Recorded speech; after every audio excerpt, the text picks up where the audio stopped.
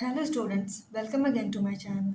In the previous video, we have discussed the question related to when more than one partner become insolvent.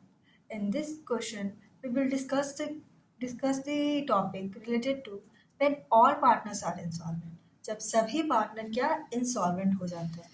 तो जब सभी partner insolvent हो जाएंगे, तो ये बहुत ही मुश्किल हो जाएगा कि वो सभी लाइबिलिटीज़ को पे ऑफ कर पाए। तो लायबिलिटीज़ जब हम लोग सभी पार्टनर इंसॉल्वेंट हो जाए, इस टाइप के क्वेश्चन को जब हम लोग सॉल्व करेंगे तो कुछ चीज़ों का बहुत ध्यान रखना होगा। सबसे पहले जो ध्यान रखने वाली चीज़ है वो ये है कि हमारे जो लायबिलिटीज़ होंगे, जो क्या थे, लायबिलिटीज़ थे, सो उन्हें तो अब इस बात का डर होगा कि सभी पार्टनर इस फर्म के इंसॉल्वेंट हो जाते हैं तो उनका पेमेंट कैसे होगा। तो हाँ, यहाँ पे प्रॉब्लम हो जाएगा सभी लायबिलिटीज़ को पे ऑफ करने में। और तो इस चीज़ का हमें ध्यान रखना हो कि लायबिलिटीज़ कैसे पे ऑफ होंगे। तो कोई भी लायबिलिटीज़ होगा उसका फुल पेमेंट नहीं पॉसिबल नहीं हो पाएगा। फुल पेमेंट क्या पॉसिबल नहीं हो पाएगा। तो इसमें क्या होता है कि लायबिलिटीज़ का फुल पेमेंट होना पॉसिबल नहीं होता। अगर हम लोग एक को पेमेंट कर देंगे, अगर किसी एक को पेमेंट करेंगे लायबिलिटीज़ को, तो दूसरे लायबिलिटीज़ वाले होंगे उनका पेमेंट करना मुश्किल हो जाएगा। क्या पता उसे पे ऑफ किया भी जाएगा या नहीं किया जाएगा। इसीलिए किसी भी लायबिलिटीज़ को हम लोग तुरंत में पेमेंट नहीं करेंगे, तुरंत पे नहीं करेंगे। इसीलिए किसी भी लायबिलिटीज़ को तुरंत पेमेंट नहीं किया जाएगा। हम सभी लायबिलिटीज़ के अकाउंट को क्या कर देंगे, ओपन छोड़ देंगे। ऑल लायबिलिटीज़ अकाउंट, तो क्या होगा, सभी लायबिलिटीज़ अकाउंट शुड भी ओपन होंगे, बट उसे क्या हम लोग ओपन ही क्या कर देंगे, छोड़ देंगे, ओपन ही छोड़ देंगे। आज तक हम लोग क्या करते थे कि जितना भी कैश आता था रियलाइजेशन अकाउंट में एसेट बेच के, और जितने भी लायबिलिटीज़ थे जैसे कि क्रेडिटर्स हुआ करते थे, लोन हुआ करता था, बिल्स पेबल हुआ करता था, उसे क्या करते थे कि पे ऑफ कर देते थे। टू कैश अकाउंट से उसे पे कर देते थे रियलाइजेशन अकाउंट में ही। लेकिन जब सभी पार्टनर इंसॉल्वेंट हो जाएंगे तो ऐसा नहीं होगा, क्योंकि उनके पास तो है नहीं कुछ पे करने के लिए। तो ये सभी जितने भी अकाउंट होंगे उसे क्या करेंगे, हम लोग ओपन कर देते हैं, ओपन ही छोड़ देंगे। आज तक हम लोग क्या करते थे, सभी अकाउंट को पे ऑफ करके क्या कर देते थे, क्लोज कर देते थे। अब जितने भी लायबिलिटीज़ हों, एक्सटर्नल लायबिलिटीज़ जिनकी पेमेंट होना ज़रूरी होता है, वो रियलाइजेशन अकाउंट में अब क्या होंगे, नहीं जाएंगे। उनका अब हम लोग क्या करेंगे, अलग अलग अकाउंट बनाएंगे। बट कुछ ऐसे भी लायबिलिटीज़ होंगे जिन्हें क्या करना होगा, तुरंत पे करना होगा, तुरंत पे करना होगा। जैसे कि क्या हो सकते हैं, एक्सपेंसेस, एक्सपेंसेस है रियलाइजेशन के। ये जो रियलाइजेशन के एक्सपेंसेस होंगे उन्हें हमें क्या करना होगा, तुरंत पे ऑफ करना होगा, क्योंकि ये जो प्रोसेस चल रहा है डिसोल्यूशन का, और उसके लिए जो एक्सपेंसेस हो रहे हैं वो अगर पे ऑफ नहीं करेंगे तो एसेट कैसे बिकेगा। अब अगर हम ये जो एक्सपेंसेस है उन्हें पे नहीं करें और कहेंगे कि आप क्रेडिटर्स को जब हम लोग पे करेंगे आप तब आना, तो ऐसा तो होगा नहीं। ये जो प्रोसेस होगी रिजोल्यूशन की, उसे कंटिन्यू करने के लिए हमें रियलाइजेशन एक्सपेंसेस को क्या करना होगा, पे ऑफ करना ही पड़ेगा। और जो भी एसेट्स होंगे, अब क्या होंगे, जो एसेट्स होंगे उन्हें हम लोग रियलाइजेशन के लिए क्या करेंगे, उससे रियलाइजेशन के लिए रियलाइजेशन अकाउंट में भेज देंगे। जो भी एसेट्स होंगे अगर वो बिकेंगे तभी तो हमारे पास कैश रिसीव होगा। तो इस टॉपिक में हमें ध्यान रखना होगा कि लायबिलिटीज़ का फुल पेमेंट होना पॉसिबल नहीं है। जो लायबिलिटीज़ होंगे उसके अकाउंट को हम लोग ओपन छोड़ देंगे। फिर जो भी लायबिलिटीज़ होंगे, एक्सटर्नल लायबिलिटीज़, उनका पेमेंट हम लोग जब कैश आ जाएगा, फिर जो भी प्रपोर्शन बनेगा उनका, सभी लायबिलिटीज़ का जो अलग अलग हम लोग अकाउंट ओपन करेंगे, जो भी प्रपोर्शन बनेगा उसमें उन्हें पे करेंगे। और कुछ ऐसे लायबिलिटीज़ जैसे कि रियलाइजेशन एक्सपेंस एक ऐसा लायबिलिटीज़ है जिसका क्या पेमेंट करना इम्पॉर्टेंट होगा, तो उसे रियलाइजेशन अकाउंट में हम लोग क्या करेंगे, पे कर सकते हैं। और जो भी एसेट होंगे उसे क्या करेंगे, सभी एसेट को रियलाइज़ कर दिया जाएगा, उसे हम लोग रियलाइजेशन अकाउंट में भेज देंगे। तो ये कुछ पॉइंट्स हैं जिसे हमें क्या करना होगा, ध्यान रखना होगा जब हम लोग क्या करेंगे, इस क्वेश्चन को सॉल्व करेंगे। तो इस क्वेश्चन में हम लोग देखते हैं कि क्या कहता है। तो ए, बी एंड सी ये तीन पार्टनर हैं जो अपना प्रॉफिट करते हैं शेयर किस रेशियो में, 2:2:1 के रेशियो में। उनका उनका बैलेंस शीट है और द डेट ऑफ डिसोल्यूशन के टाइम में क्या था, तो लाइबिलिटी साइड में उनके पास क्रेडिटर्स थे एक कितने के 1,20,000 के। बैंक लोन था, ये जो बैंक लोन है क्या है, with charge on stock, stock पे क्या है, चार्ज है कितने का, 50,000 का। कैपिटल ए का कितना है, 30,000 है, बी का कितना है, 20,000 है। तो ये था लाइबिलिटी साइड का। एसेट में उनके पास है कैश, स्टॉक है, अदर एसेट्स हैं, गुडविल है, और क्या है, कैपिटल ऑफ सी, यहाँ पे डेबिट बैलेंस है किसका, सी का, कितना, 20,000। उसके बाद कहता है कि जो स्टॉक है, यहाँ पे स्टॉक कितने के, 60,000 के हैं, उसे कितने पे रियलाइज किया गया, 52,000 पे किया गया। जो अदर एसेट है उसे कितने में बेचा गया है, 90,000 में बेचा गया है। यहाँ पे एक expense on realization amounted to कितना, 3,000 रुपीज़ हो रहा है एक्सपेंस। अज्यूमिंग दैट, ये अज्यूम किया जाता है कि सभी पार्टनर क्या है, इंसॉल्वेंट है। तब हम लोगों को क्या करना है, क्लोज करना बुक्स ऑफ द फर्म को। तो इस क्वेश्चन को सॉल्व करने के लिए सबसे पहले हमें क्या करना होगा, रियलाइजेशन अकाउंट बनाना होगा। तो रियलाइजेशन अकाउंट में क्या, जब इस टाइप का क्वेश्चन होता है तो क्या करते हैं, जो भी एसेट होते हैं उसे तो रियलाइज करने के लिए भेज देते हैं। तो सबसे पहले यहाँ पे पोस्टिंग हो जाएगा, जो भी एसेट होंगे उसके बुक वैल्यू में debit side of realization account में। तो ये वही यहाँ पे क्या आ जाता है, टू स्टॉक आ जाता है कितना, 60,000 का। अदर एसेट्स तो यहाँ पे दिए गए 1,09,000 के। गुडविल कितने का है, 30,000 का है, उसे हम लोग यहाँ पे कर लेते हैं। उसके बाद लाइबिलिटीज़, अब लाइबिलिटीज़ तो यहाँ पे आएगी नहीं, लाइबिलिटीज़ का पेमेंट करना तो अब मुश्किल है कि कितना रियलाइजेशन होता है उससे पूरा पेमेंट हो भी पाता है सभी का कि नहीं। लेकिन एक्सपेंसेस ऑन रियलाइजेशन जो दिया गया है, इसे तो हम लोग अब ये नहीं कहेंगे कि आप क्रेडिटर के साथ हो। जो प्रोसेस चल रही है डिसोल्यूशन का और उससे जो हुआ है अमाउंट, तो जो भी अमाउंट खर्चा है वो तो उन्हें तुरंत पे ऑफ करना होगा। तो यहीं पे एक्सपेंसेस पे किया गया है कितने का, 3,000 का। उसके साथ यहाँ पे बैंक लोन भी है। बैंक लोन इसलिए है क्योंकि विथ चार्ज ऑन स्टॉक, यहाँ पे मेंशन किया गया है कि चार्ज ऑन स्टॉक, ये लोन किसके लिए है, स्टॉक के लिए। तो स्टॉक को भी क्या करते हैं, स्टॉक को भी हम लोग यहाँ पे रियलाइज़ करते हैं। जब रियलाइज़ करेंगे तो उससे क्या होगा, अमाउंट रिसीव होगा सभी एसेट्स को, सभी स्टॉक्स को बेच के, तभी तो जो लाइबिलिटीज़ है बाहर के उन्हें पे ऑफ करना होगा। तो ये भी एक कंपलसरी यहाँ पे लाइबिलिटीज़ बन जाता है, जिससे क्या करना पड़ेगा, पे करना पड़ेगा। और यहाँ पे बैंक लोन का प्रॉब्लम क्या था कि वो चार्ज स्टॉक पे चार्ज था उसका, तो उसे भी हम लोग यार तुरंत पे करना पड़ेगा फर्म को। तो यहाँ पे आ जाएगा टू कैश अकाउंट से बैंक लोन और एक्सपेंसेस को पे करेंगे। तो बैंक लोन कितने का था, 50,000 का था, और एक्सपेंसेस कितने का था, 3,000 का। तो टोटल कितना टू कैश अकाउंट हो जाएगा, 53,000। यहाँ पे जो क्रेडिटर्स हैं 1,20,000 का, अब इसका प्रॉब्लम बनता है कि एक्सटर्नल लाइबिलिटीज़ है, क्या इसका पेमेंट हो पाएगा या नहीं फर्म से।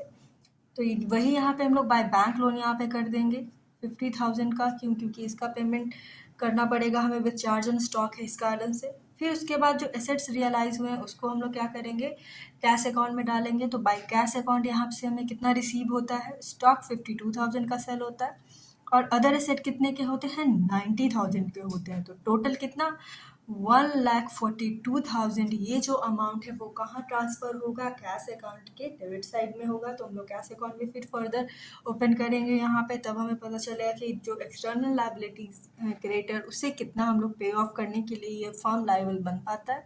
तो रियलाइजेशन अकाउंट में यहाँ पे ये कितना बाय कैश चला जाएगा एसेट्स को बेच के, 1,42,000 का। उसके बाद क्या बनता है हमारा, यहाँ पे देखेंगे तो डेबिट साइड में और कोई एंट्री नहीं है। तो डेबिट साइड क्या है, यहाँ पे ज़्यादा है, तो लॉस कितने का बनता है यहाँ पे, 60,000 का।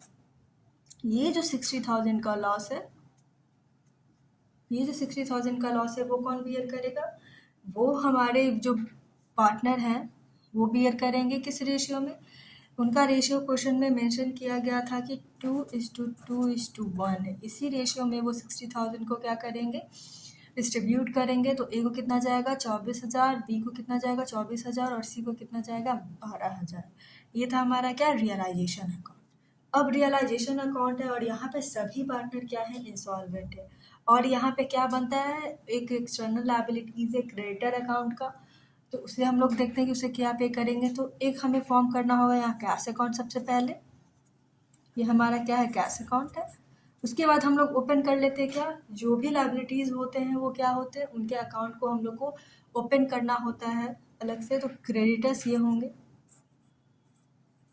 ये क्रेडिटर्स का अकाउंट अब हम लोग ओपन करते हैं यहाँ पे। उसके बाद सबसे पहले कैश अकाउंट देखते हैं कैसे बनता है। तो बैलेंस शीट में कैश का कितना बैलेंस दिया हुआ था, टू बैलेंस BD हम लोग करेंगे 1000 रुपीज़ का, तो वो डेबिट हो जाएगा। टू रियलाइजेशन अकाउंट है, ये एसेट्स को बेच के कितना आता है, एसेट्स को बेच के रियलाइज किया गया है कितना, 1,42,000 रुपीज़ है। ठीक है, उसके बाद कैश से क्या हुआ था, जो बैंक लोन था उसको तो पे करना पड़ा क्योंकि वो चार्ज था स्टॉक पे और उसको क्या करना होगा, स्टॉक को बेचना है तो उस चार्ज को तो हटाना होगा, इसीलिए इसका पेमेंट फ्रिक्वेंटली फर्म को करना पड़ा। यहाँ पे बाय एक्सपेंसेस, एक्सपेंसेस भी है कि रिजोल्यूशन का प्रोसेस हो रहा है और इस सभी को प्रोसेस करते हुए जो अमाउंट है उसे भी पे करना होगा। तो 3,000 रुपीज़ कैश अकाउंट से किसे पे किया गया है, एक्सपेंसेस को किया गया है। डेबिट साइड में हम लोग देखें तो कितना बनता है, 1,43,000 रुपीज़ का। बाय बैंक लोन यहाँ से 50,000 पे हो गया, एक्सपेंसेस पे हो गया। अब ये जो अमाउंट है 90,000 का बनता है, ये जो बैलेंस बचता है बाय क्रेडिटर्स अकाउंट में जाएगा। क्यों, क्योंकि क्रेडिटर 1,20,000 पे है। इस दोनों फ्रीक्वेंट जो एक्सपेंसेस हैं उसे पे ऑफ करने के बाद 90,000 का अब ये जो अमाउंट बचता है वो किसके लिए बनता है, क्रेडिटर्स को पे करने के लिए बनता है। तो हम लोग क्या करेंगे, यहाँ पे क्रेडिटर का अकाउंट ओपन करके रखें। तो क्रेडिटर्स का अमाउंट कितना है, 1,20,000 है और यहाँ कैश अकाउंट से कितना पे करने के लिए बच रहा है, 90,000 का बच रहा है। इसके लिए क्रेडिटर अकाउंट में देख लेते हैं कैसे इसका हम लोग पोस्टिंग करेंगे। तो क्रेडिटर अकाउंट का बैलेंस कितना दिया गया, तो यहाँ पे आ जाएगा बाय बैलेंस BD, ये लाइबिलिटीज इसीलिए इसका बैलेंस हम लोग क्रेडिट साइड में क्या लिखते हैं, बाय बैलेंस BD 1,20,000 रुपीज़ का है। अब कैश अकाउंट से कितना बैलेंस बच रहा है, तो टू कैश अकाउंट से 90,000 रुपीज़, ये जो 90,000 रुपीज़ है वो हम लोग यहाँ पे डेबिट में करेंगे to cash account 90,000 rupees. Requirement पे करने के लिए क्रेडिटर को कितना है, क्रेडिटर को 1,20,000 देना है, लेकिन कैश अकाउंट में सिर्फ 90,000 ही बचता है, मतलब 30,000 का ये जो अमाउंट है वो फॉर्म पे नहीं कर पाती है, तो वो कहाँ चले जाएगी, वो डिफिशियंसी अकाउंट एक फॉर्म होगा अलग से, डिफिशियंसी अकाउंट में उसे हम लोग सबसे पहले ट्रांसफ़र करेंगे। तो यहीं पे हमारा क्या बनता है, एक अकाउंट बनेगा डिफिशियंसी अकाउंट का। तो ये जो डिफिशियंसी है, टू डिफिशियंसी अकाउंट में ये जो 30,000 का जो अमाउंट है उसे हम लोग क्या करेंगे, ट्रांसफ़र कर देंगे। तो टू डिफिशियंसी अकाउंट 30,000 जाता है, यहाँ पे हम लोग क्रेडिटर का अकाउंट अब बंद करते हैं। तो 1,20,000 एंड 1,20,000 ये होता है हमारा क्या, क्रेडिटर का अकाउंट। कैश अकाउंट और क्रेडिटर अकाउंट बन गया और अब ये एक नया अकाउंट इस क्वेश्चन में आया है, वो क्या है, डिफिशियंसी अकाउंट है। क्यों, क्योंकि ये जो 30,000 का अमाउंट है अभी भी डिफिशियंट है पे करने के लिए क्रेडिटर को। उसके बाद क्या बनता है, पार्टनर्स का कैपिटल अकाउंट बनता है। अगर हम लोग कैपिटल अकाउंट यहाँ पे बना तो कैपिटल अकाउंट में क्या क्या हो जाएगा, कैपिटल अकाउंट में बाय बैलेंस BD हम लोग कर लेंगे। ए का कितना, ए ने 30,000 और बी ने कितना 20,000 लगाया, लेकिन सी का बैलेंस क्या है, डेबिट बैलेंस है यहाँ पे, तो इसीलिए उसका बैलेंस यहाँ पे डेबिट किया गया। टू बैलेंस BD कितना है, सी में 20,000, राइट। उसके बाद टू रियलाइजेशन अकाउंट होगा। टू रियलाइजेशन अकाउंट कितना है, 24,000, 24,000 और 12,000। ये क्या हो जाएगा, रियलाइजेशन लॉस है वो भी उनको बियर करना होता है, तो वो डेबिट हो जाएगा। यहाँ पे बाय बाय क्या, बाय कैश अकाउंट या बाय बैंक अकाउंट हम लोगों ने मेंशन नहीं किया, क्यों, उसका सिंपल सा बात है कि सभी पार्टनर क्या है, अब इंसॉल्वेंट है, कोई भी अब लाइबल नहीं है कि किसी के भी डिफिशियंसी को मीट करे। तो अब जब कोई भी पार्टनर लाइबल ही नहीं है तो वो लॉस ऑन रियलाइजेशन का जो लॉस होगा वो कैसे लेके आएंगे, उसे तो कैश में वो ला ही नहीं पाएंगे, इसीलिए कोई एंट्री नहीं बनता है इसका। तो अब हम लोग देखें तो क्या 30,000 रुपया है क्या यहाँ पे ए का, उसमें से वो लॉस पेमेंट करता है 24,000 का। अब ये जो डिफिशियंसी अब जो भी बचता है कितना, 6,000 रुपीज़ का है। अब इसका बैलेंस क्या है, बी का 20,000 है, यहाँ पे 24,000 है, बी का क्या, डेबिट बैलेंस है, ये बी ही है जिसका क्या है, डिफिशियंसी अकाउंट क्या, डेबिट बैलेंस यहाँ पे है। यहाँ पे अगर हम लोग देखें 20,000 है प्लस 12,000 है, सी का कितना यहाँ पे डिफिशियंसी अकाउंट है, 32,000 है। दैट मीन्स ए, इस क्वेश्चन को देख के पता चलता है कि ए और बी सी यही दो पार्टनर ऐसे हैं जो अपने डिफिशियंसी को मीट नहीं कर पाते हैं और फर्म पूरी तरह से क्या हो जाता है, डिसॉल्व हो जाता है। तो ये दो पार्टनर ऐसे हैं जिनका बैलेंस डेबिट है और इन्हीं दोनों के कारण है जो फर्म को आज क्या बियर करना पड़ा, डिसोल्यूशन होना पड़ा है। तो यहाँ पे ये जो अमाउंट है अब कहाँ चला जाएगा भाई, डिफिशियंसी अकाउंट में चला जाएगा। तो हम लोग लास्टली क्या बना लेंगे, डिफिशियंसी अकाउंट बना लेंगे। तो डिफिशियंसी अकाउंट बनाएंगे तो सबसे पहले यहाँ पे देख सकते हैं क्रेडिटर। क्रेडिटर क्या थे, 1,20,000 के थे। यहाँ पे वो 30,000 का डिफिशियंस बनता है टू डिफिशियंसी अकाउंट। तो ये क्रेडिट साइड में चला जाएगा डिफिशियंसी अकाउंट के, कितना, 30,000 रुपया, राइट। तो ये जो 30,000 है वो क्या है, क्रेडिटर को पे करने के लिए है। ए कैपिटल अकाउंट कितना है, 6,000 रुपीज़ है। टोटल यहाँ पे डिफिशियंसी 36,000 का है। बी का कैपिटल का क्या है, यहाँ पे डेबिट बैलेंस है 4,000 का। सी का कितना डेबिट बैलेंस है, तो डिफिशियंसी अकाउंट में क्या आ जाएगा, डेबिट हो जाएंगे। बी एंड सी कितना, 36,000 का। ये टोटल जो अमाउंट है क्या है, डिफिशियंसी का है। तो ये था हमारा क्या, डिफिशियंसी अकाउंट, जो कि एक नया अकाउंट है जो अभी तक इस चैप्टर में हम लोग डिस्कस किए। तो ये क्वेश्चन बहुत ही इंपॉर्टेंट क्वेश्चन बनता है जब सभी पार्टनर क्या हो जाते हैं, इंसॉल्वेंट हो जाते हैं। अभी तक हम लोग जो भी क्वेश्चन सॉल्व करते थे उसमें क्या होता था कि कोई एक पार्टनर इंसॉल्वेंट होता था या तो एक से ज़्यादा होते थे। यहाँ पे सभी पार्टनर इंसॉल्वेंट है।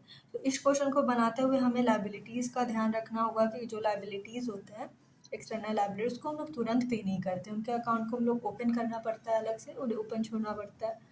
लेकिन जो फ्रिक्वेंट होते हैं, जिनका पेमेंट होना बहुत ज़्यादा ज़रूरी बन जाता है, जिसका बाद तक वो लोग वेट नहीं कर पाएंगे, जैसे कि एक्सपेंस का हो गया, बैंक लोन। अगर सिर्फ बैंक लोन होता तो उसे हम लोग ओपन करते, लेकिन ये चार्ज ऑन स्टॉक किया हुआ है और स्टॉक को जब तक बेचा नहीं जाएगा फर्म को, तो उससे क्या अमाउंट कैसे रिसीव होगा।